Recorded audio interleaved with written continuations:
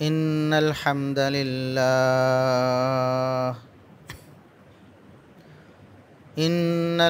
لله نحمده ونستعينه ونستغفره ونعوذ بالله من شرور أنفسنا ومن سيئات أعمالنا من يهده الله فلا مضل له ومن يضلل فلا هادي له أشهد أن لا إله إلا الله وحده لا شريك له وأشهد أن محمدًا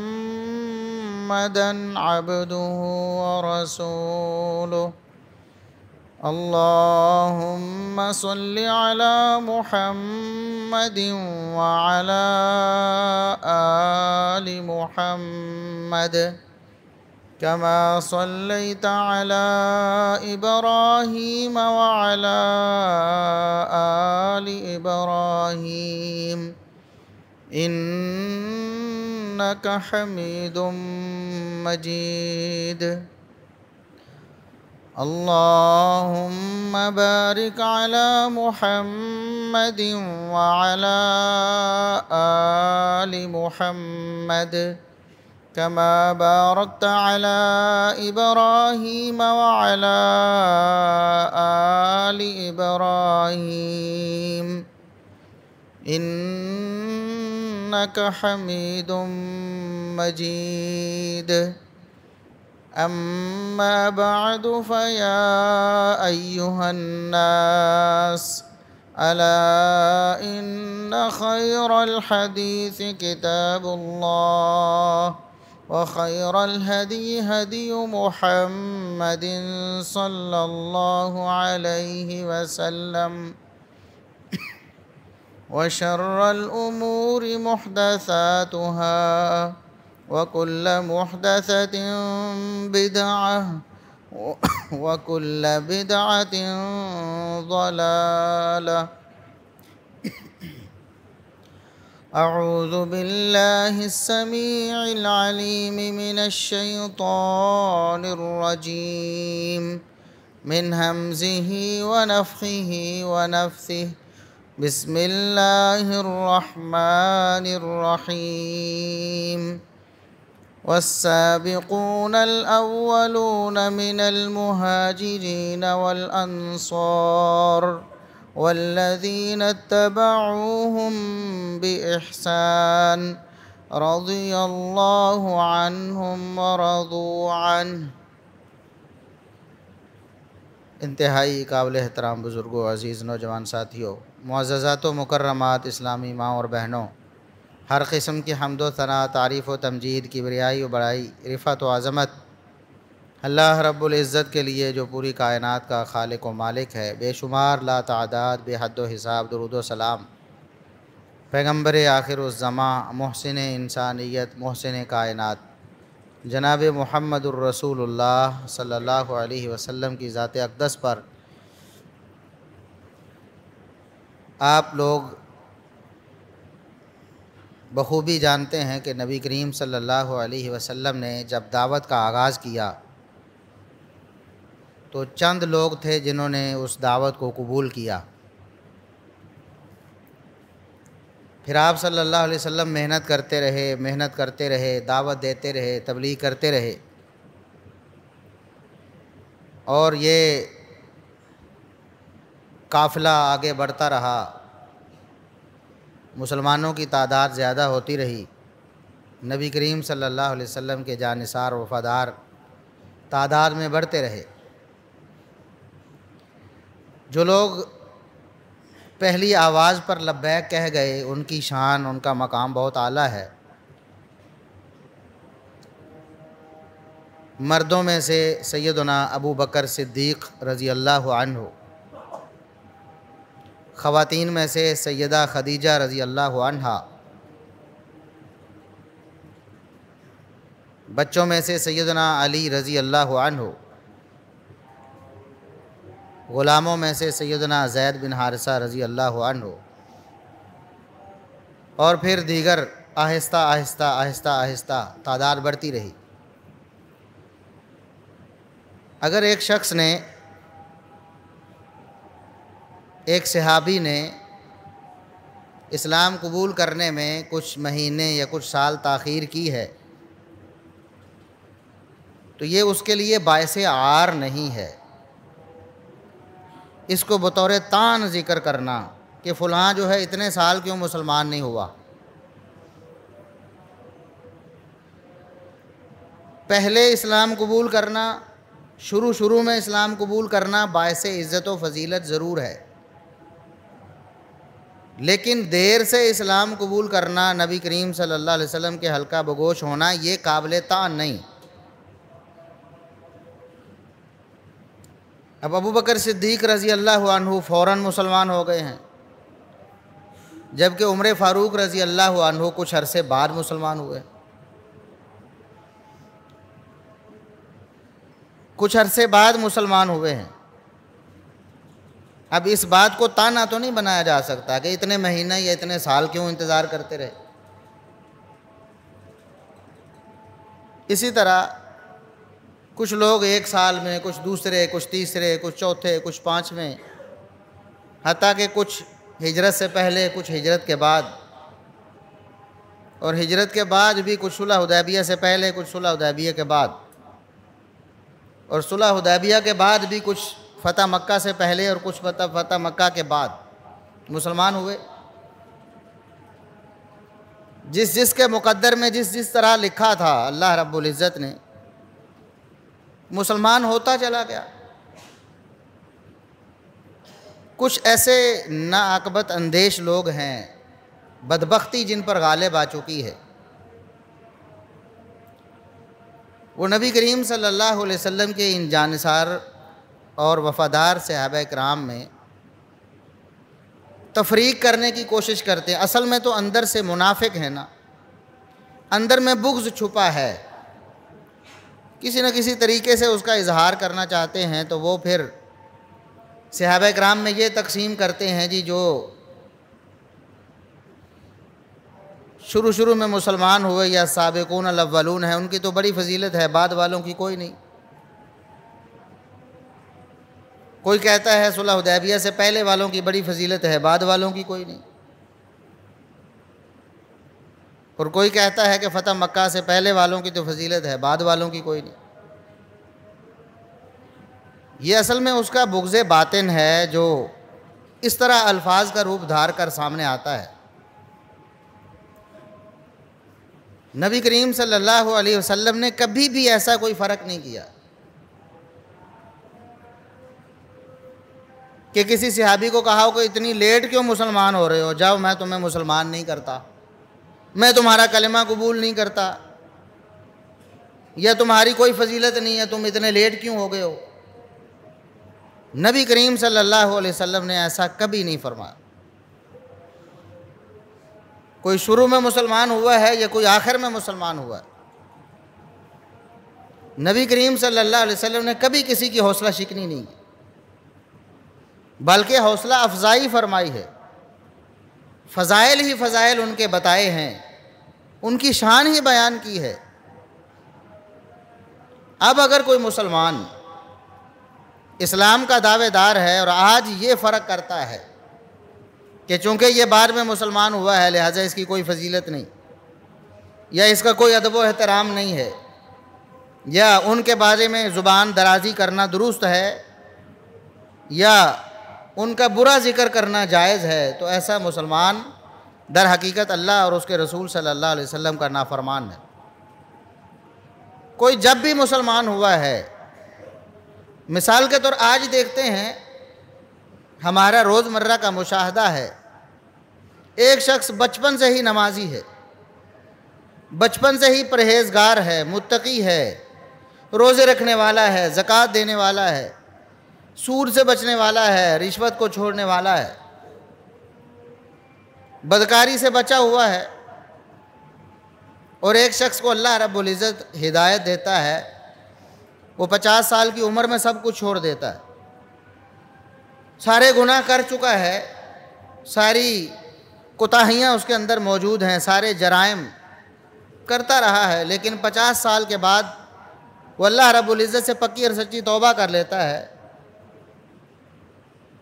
نمازی بھی بن جاتا ہے، روزے بھی رکھنا شروع کر دیتا ہے، زکوٰۃ بھی دینا شروع کر دیتا ہے، سود بھی چھوڑ دیتا ہے، رشوت بھی چھوڑ دیتا ہے، دھوکہ فراڈ جو کچھ کرتا تھا سب کچھ ختم کر دیتا ہے۔ کیا کوئی عقل مند شخص، کوئی ایماندار شخص اس کو طعنہ دے سکتا ہے 50 سال بعد کیوں مسجد میں آئے ہو بھائی؟ 50 سال تمہیں کیوں خیال نہیں آیا؟ تم پہلی صف میں کھڑے نہیں ہو سکتے، چلو پچھلی صف میں چلے جاؤ، تم تو 50 سال بعد مسجد میں آئے ہو۔ کیا ایسا کوئی فرق ہوتا ہے؟ اگر کوئی بدبخت 50 سال بعد توبہ کرنے والے کو، ہدایت پر آنے والے کو، نمازی بننے والے کو، تقوی اور پرہیزگاری اختیار کرنے والے کو اگر کوئی طعنہ دیتا ہے تو بتائیں وہ بدبخت ہے کہ نہیں ہے؟ اسے اللہ نے ہدایت دی ہے، وہ اللہ کے دربار میں آ گیا ہے، اس نے اللہ سے توبہ کر لی ہے، اور یہ چاہے کتنا بڑا نمازی کیوں نہ ہو، حاجی صاحب کیوں نہ ہو، کتنا بڑا امام کیوں نہ ہو، اگر اس کو طعنہ دیتا ہے کہ 50 سال بعد آئے ہو تو چلو پچھلی صفحے میں چلے جاؤ، تو ایسا شخص اللہ کے ہاں قطعاً پسندیدہ نہیں ہے، اللہ کے ہاں مبغوض ہو جائے گا، اللہ کی رحمت سے دور ہو جائے گا۔ اس نے تو اللہ سے توبہ کی، اللہ سے لو لگائی ہے، اور تم اسے طعنے دے رہے ہو اس کی پرانی زندگی کے بارے میں جو وہ چھوڑ چکا ہے۔ ہمارے ہاں ایک محاورہ بڑا مشہور ہے نا، 100 چوہے کھا کے بلی حاجنوں چلی، بہت گندا محاورہ ہے، ایسا یہ کڑوے الفاظ ہیں ایسے، جس طرح نبی کریم صلی اللہ علیہ وسلم نے فرمایا تھا نا برے الفاظ کے بارے میں جو کسی کے بارے میں کہے گئے تھے، فرمایا کہ اگر سمندر میں ڈال دیا جائے نا یہ الفاظ تو سارے سمندر کو کڑوا کر دے۔ یہ ایسے گندے الفاظ ہیں کہ انسان کی ساری نیکیوں کو برباد کر سکتے ہیں۔ اگر اس نے 100 چوہے کھا لیے ہیں، مطلب جرم کرتا رہا ساری زندگی، اور اب اس نے توبہ کر لی ہے اور اللہ رب العزت کا فرما بردار بندہ بن گیا ہے، اور تم اسے طعنے دیتے ہو، تو آج بھی کسی کو اس بات پہ طعنہ دینا جائز اور درست نہیں ہے، چیجا کہ نبی کریم صلی اللہ علیہ وسلم کے ہاتھ پر بیعت کرنے والوں کو، آپ صلی اللہ علیہ وسلم کے سامنے زانوِ تلمس طے کرنے والوں کو، آپ صلی اللہ علیہ وسلم سے ڈائریکٹ فیض پانے والوں کو، اور آپ صلی اللہ علیہ وسلم کے دیدار سے ایمان کی حالت میں اپنے قلوب کو معطر کرنے والوں کو، اور آپ صلی اللہ علیہ وسلم کی اطاعت و فرما برداری کرنے والوں کو، اور آپ صلی اللہ علیہ وسلم کی جانثاری اور وفاداری کرنے والوں کو ایسا طعنہ دیا جائے، یہ کیسے درست ہو سکتا ہے؟ آپ نے دیکھا کہ پچھلے دنوں میں کچھ لوگوں نے اپنی بدبختی کا اظہار کیا، سیاسی چپکلش کو، جو سیاستدانوں میں گندی زبان استعمال ہوتی ہے، ایک دوسرے کی ذاتیات پر کیچڑ اچھالی جاتی ہے، اپنی گندی انا کو تسکین پہنچانے کے لیے اپنی ذاتی لڑائی میں نبی کریم صلی اللہ علیہ وسلم کی ایک جلیل القدر صحابیہ سیدہ ہند رضی اللہ عنہا پر طعن اور فکرہ بازی کی، ان کے بارے میں گندا تاثر دیا، ان کی توہین اور تنقیص کرنے کی کوشش کی، مخالف سیاسی عورت کے بارے میں کہا کہ تم تو ہندا جیسی ہو، نعوذ باللہ ثم نعوذ باللہ۔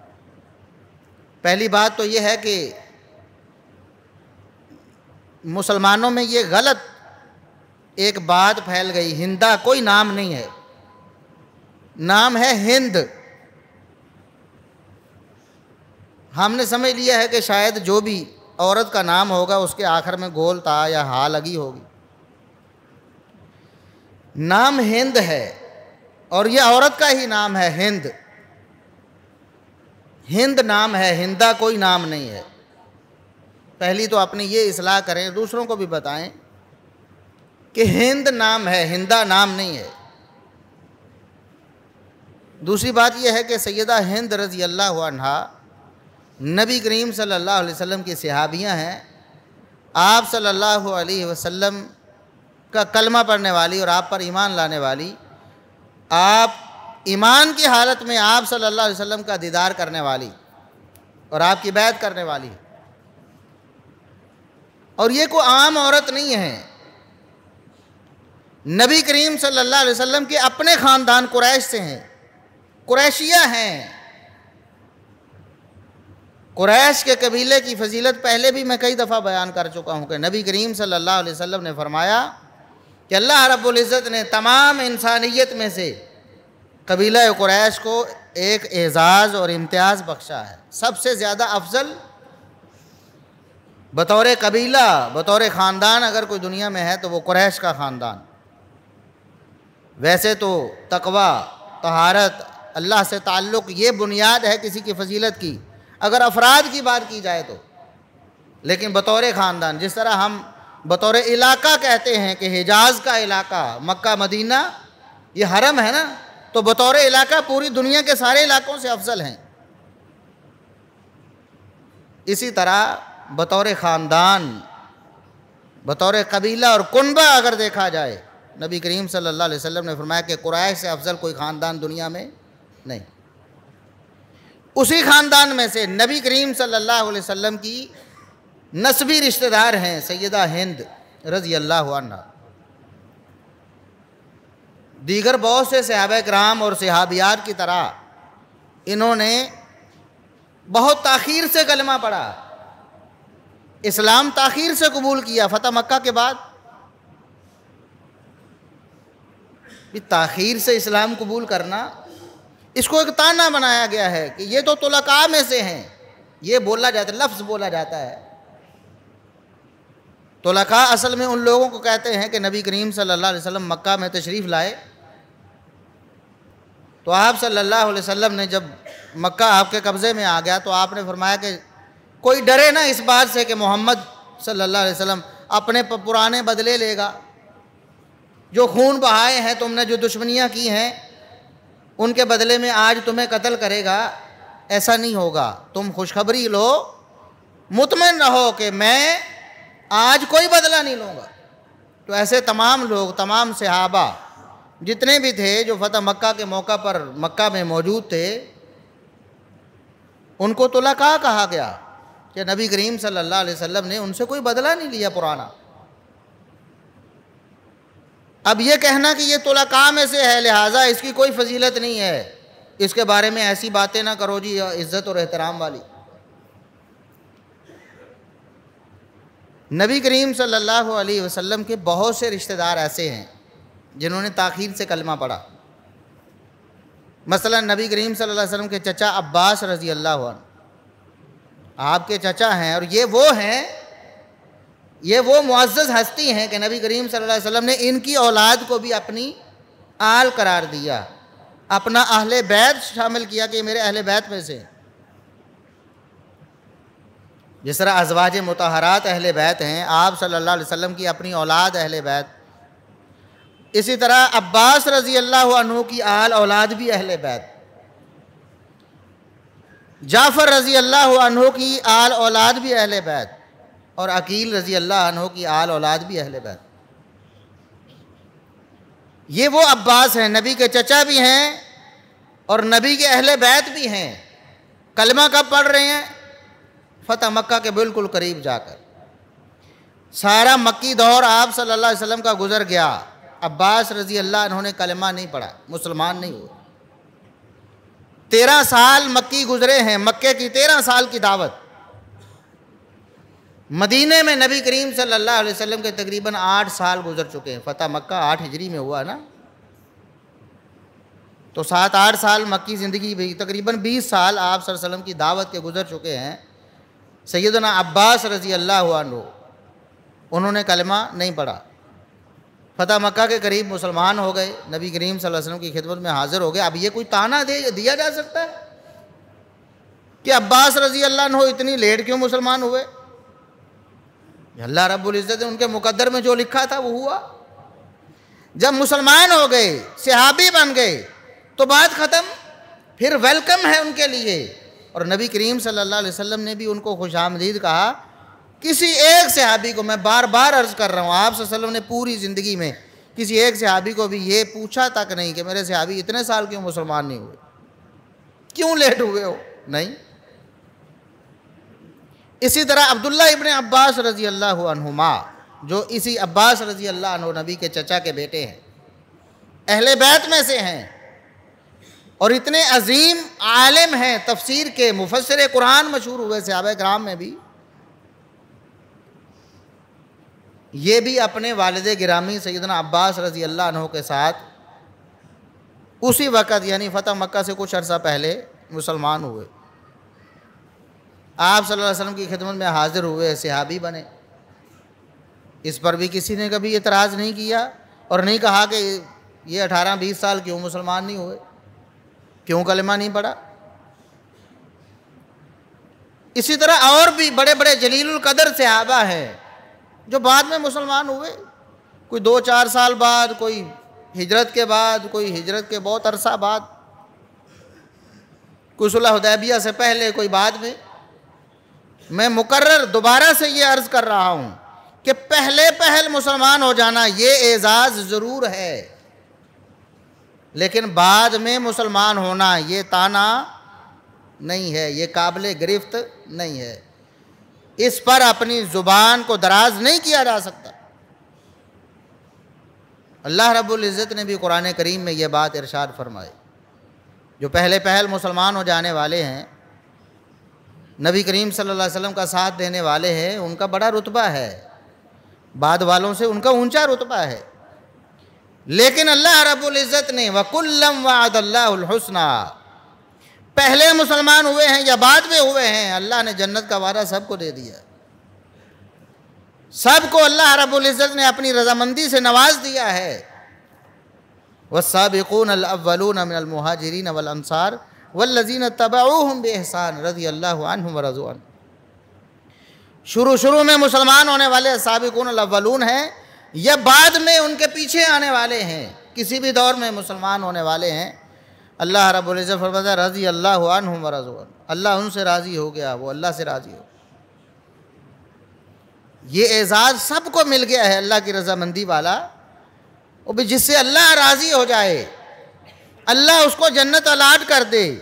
آج آپ اس کے بارے میں زبان درازی کریں سیاسی چپکلش کو بہانہ بنا کر، اور جو بہتان ان پر باندھا گیا سیدہ ہند رضی اللہ عنہا پر، وہ یہ بہتان ہماری تاریخ کی کتابوں میں بڑے جھوٹ موجود ہیں۔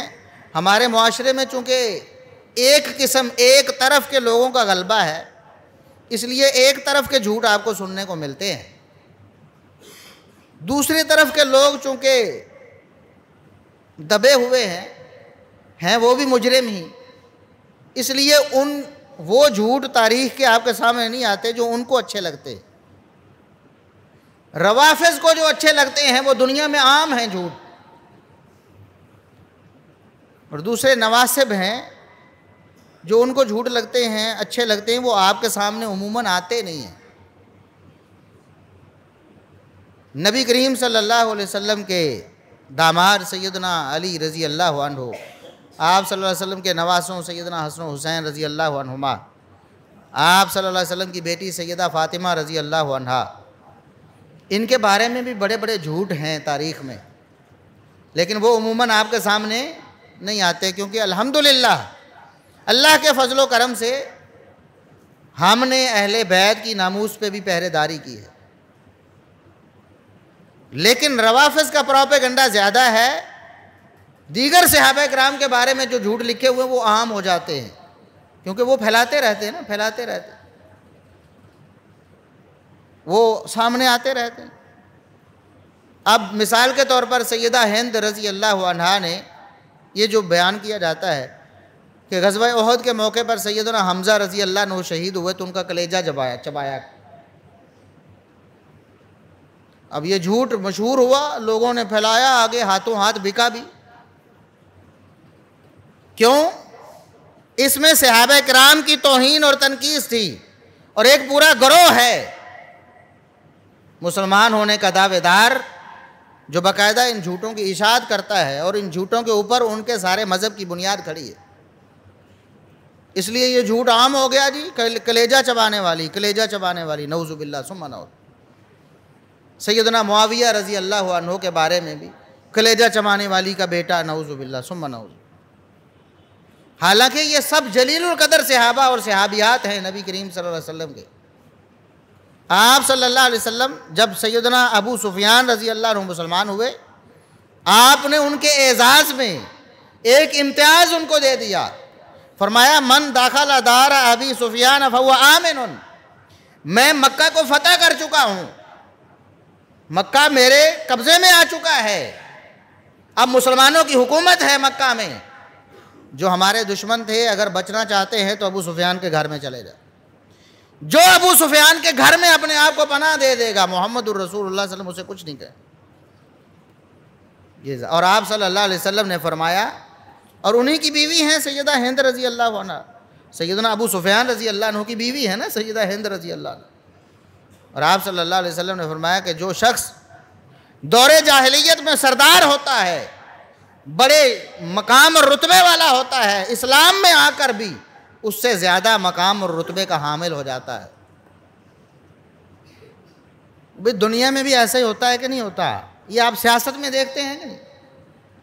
اگر کوئی شخص نون لیگ کا بہت بڑا ایم این اے ہو، بڑے اس کے ووٹ ہوں، اور وہ پی ٹی آئی میں شامل ہو جائے تو آپ کا کیا خیال ہے کہ اس کو ٹکٹ سے محروم کر کے بٹھا دیں گے؟ نہیں نا، اس کا اکرام کرتے ہیں کہ ایک بڑی پارٹی ہمارے پاس آئی ہے، اس کو بھی ٹکٹ دیتے ہیں اور اس کو کوئی عہدہ دے دیتے ہیں کہ اگر وہ پنجاب کا صدر تھا تو ہم بھی کوئی اس کو اس طرح کا بڑا عہدہ دے دیتے۔ محمد الرسول اللہ صلی اللہ علیہ وسلم نے فرمایا دور جاہلیت میں جو سردار تھا اسلام میں بھی سردار ہوگا، اور ابو سفیان رضی اللہ عنہ کی سرداری میں کس کو شبہ ہے؟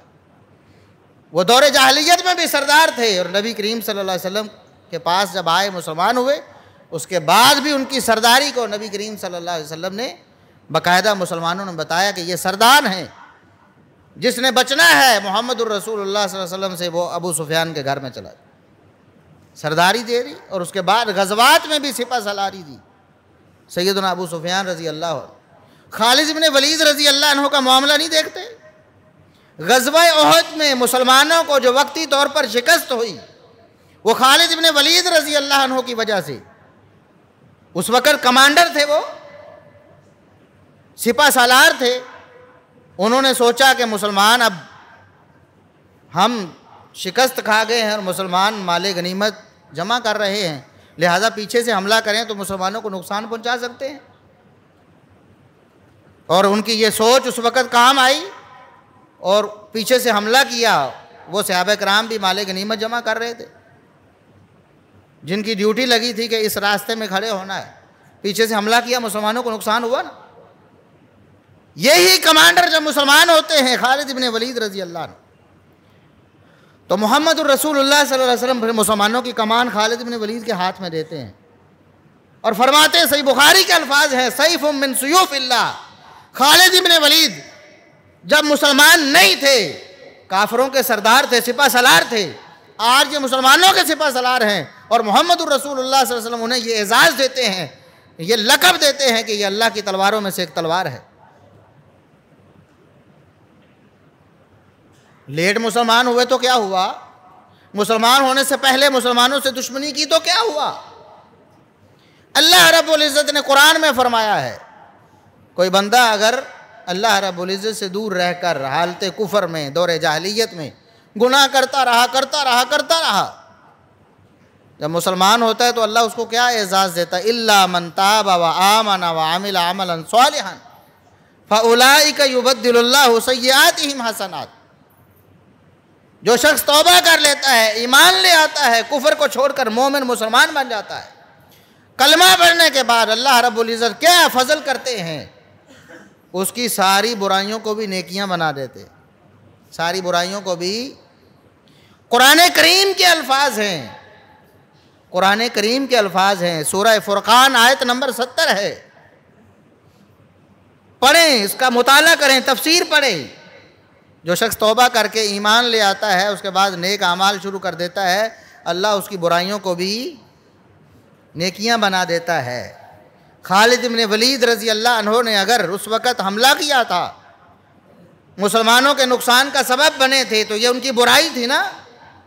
تو اللہ کیا فرماتا ہے؟ برائیوں کو اللہ نیکیوں میں کنورٹ کر دیتا، بدل دیتا ہے۔ اگر بالفرض یہ سچ ہو کہ سیدہ ہند رضی اللہ عنہا نے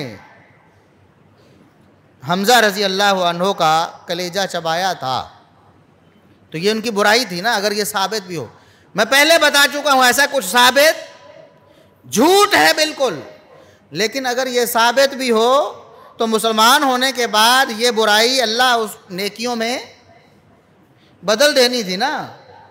یہ پھر کوئی تان کا سبب ہے؟ اس کی وجہ سے کیا اعتراض کیا جا سکتا ہے سیدہ ہند رضی اللہ عنہا پر؟ نہیں کیا جا سکتا۔ پھر کیوں اپنے آپ کو مسلمان کہنے والے وقتاً فوقتاً تھوڑے تھوڑے وقفے سے صحابہ کرام رضوان اللہ علیہ مجمعین کے بارے میں اپنی زبانیں گندی کرتے رہتے؟ تو سیدہ ہند رضی اللہ عنہا نبی کریم صلی اللہ علیہ وسلم کی جلیل القدر صحابیہ ہیں۔ جلیل القدر، ان کی قدر و منزلت کیا ہے؟ جب مسلمان ہوتی ہیں، نبی کریم صلی اللہ علیہ وسلم کی خدمت میں حاضر ہوتی ہیں، عرض کرتی، صحیح بخاری کے الفاظ ہیں، اللہ کے رسول جب میں مسلمان نہیں تھی، اسلام کی دشمنی میرے دل میں تھی اور آپ کی دشمنی میرے دل میں تھی، تو اس وقت مجھے سب سے اچھی چیز یہ لگتی تھی کہ آپ اور آپ کا خاندان ختم ہو جائیں، اور آپ کا خاندان، ان کی قدر و منزلت ختم ہو جائے۔ لیکن آج مسلمان ہوئی ہوں تو میں یہ اپنے جذبات کا اظہار کرنا چاہتی ہوں کہ آج آپ صلی اللہ علیہ وسلم اور آپ کے خاندان سے زیادہ معزز میرے دل میں کوئی نہیں۔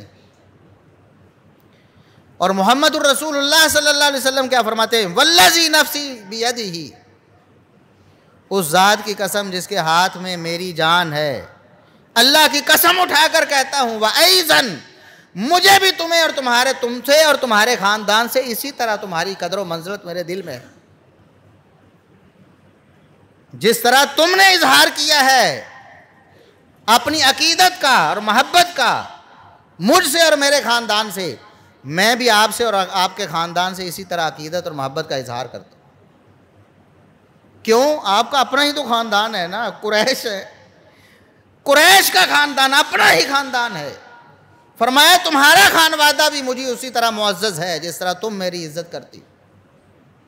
اب بتائیں، محمد الرسول اللہ صلی اللہ علیہ وسلم کسی کو فرمائیں، اب اگر اس کا آج کل عام طور پر جس طرح ہم کرتے ہیں، کوئی کہتا ہے نا کہ آئی لو یو، مجھے آپ سے پیار ہے، یا کوئی کہتا ہے میں آپ کی بڑی قدر اور منزلت، تو انگلش میں کہتے ہیں سیم ٹو یو۔ کیا کہتے ہیں؟ Same to you. اس کا کیا مطلب ہوتا ہے کہ جو تم کہہ رہے ہو میرا بھی یہی خیال ہے تمہارے بارے۔ تو نبی کریم صلی اللہ علیہ وسلم نے وَأَيْضًا فرمایا، جس کو انگلش میں ٹرانسلیشن کریں تو سیم ٹو یو بنتا ہے۔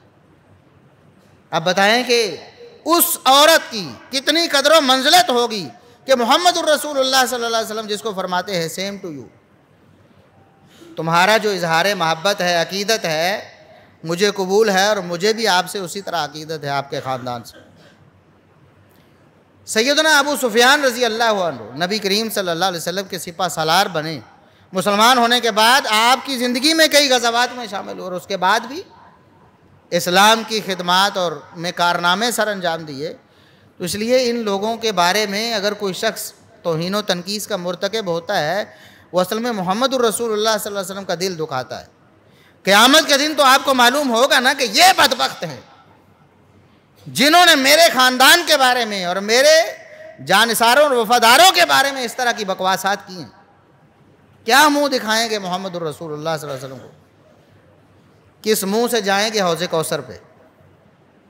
آپ صلی اللہ علیہ وسلم کو جن سے محبت تھی، اور آپ صلی اللہ علیہ وسلم جن کے لیے دعائیں کرتے رہے، اور آپ صلی اللہ علیہ وسلم جن کے فضائل و مناقب بیان کرتے رہے، آپ صلی اللہ علیہ وسلم جن کو امتیازات دیتے رہے، آج ان کے بارے میں زبان درازی کی جاتی ہے۔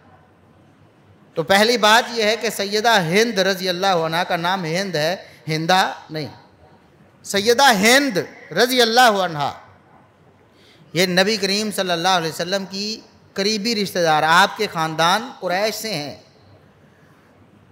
اگلی پشتوں میں محمد الرسول اللہ علیہ وسلم سے نسب ملتا ہے۔ پھر ابو سفیان رضی اللہ عنہ جو اسلام کے بڑے کمانڈر ہیں، ان کی زوجہ محترمہ ہیں۔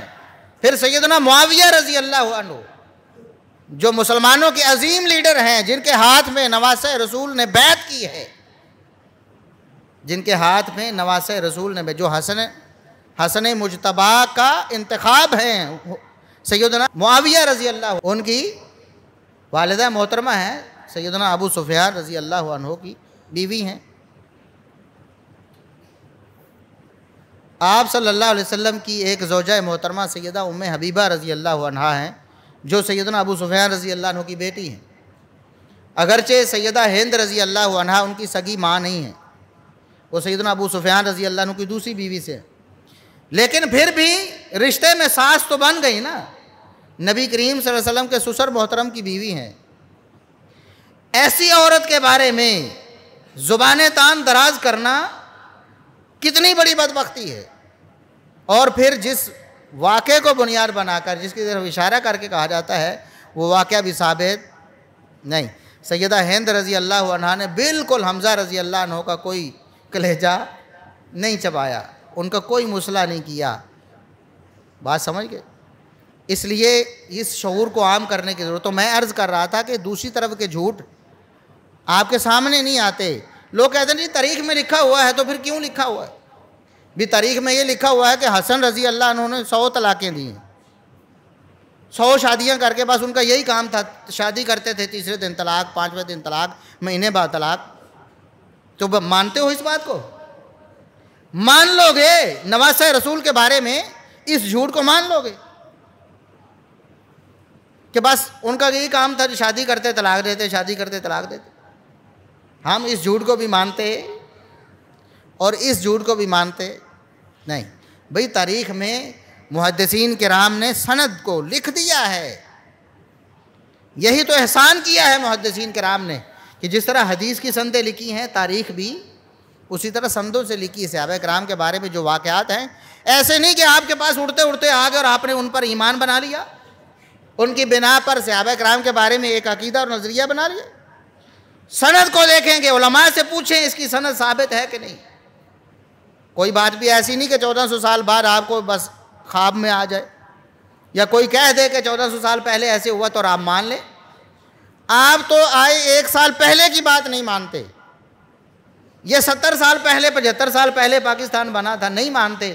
اس دور کا کوئی واقعہ ایسا ہو، آپ کہتے ہیں بھئی سورس لاؤ، کہاں سے لیا آپ نے یہ واقعہ؟ لیکن صحابہ کرام کے بارے میں کسی سورس کی ضرورت نہیں، بس کسی نے لکھ دیا بکواس جھوٹ تو آپ نے اس کو لے لیا۔ محدثین کرام نے ایسے مجرموں کے نام بتائے ہیں جو جھوٹ بولتے تھے، جو اپنی طرف سے بنا کر باتیں بیان کرتے تھے، محمد بن عمر الواقدی جیسے، ابو مخنف لوط بن یحییٰ جیسے، ایسے بڑے کردار ہیں۔ زرد صحافت جو کرتے تھے، جو اپنی طرف سے جھوٹ گھڑ کر مرچ مسالے لگا کر مسلمانوں کو دیتے تھے، تو ایسے لوگوں کے نام موجود ہیں، اور انہی کی بیان کردہ جھوٹی روایات آج مسلمانوں میں عام ہو چکی۔ اللہ تعالیٰ سے دعا ہے کہ اللہ رب العزت ہمیں صحابہ و صحابیات کے بارے میں کتاب و سنت کے مطابق اپنا عقیدہ و نظریہ بنانے کی توفیق عطا فرمائے، اور ان کا صرف احترام کرنے کی توفیق فرمائے، کیونکہ وہ اللہ رب العزت کی محبوب ہستیاں ہیں۔ جو اللہ کا محبوب ہوتا ہے اس سے محبت ہی کی جاتی ہے، اس سے نفرت یا رنج نہیں کیا جاتا۔ وآخر دعوانا الحمدللہ رب العالمین۔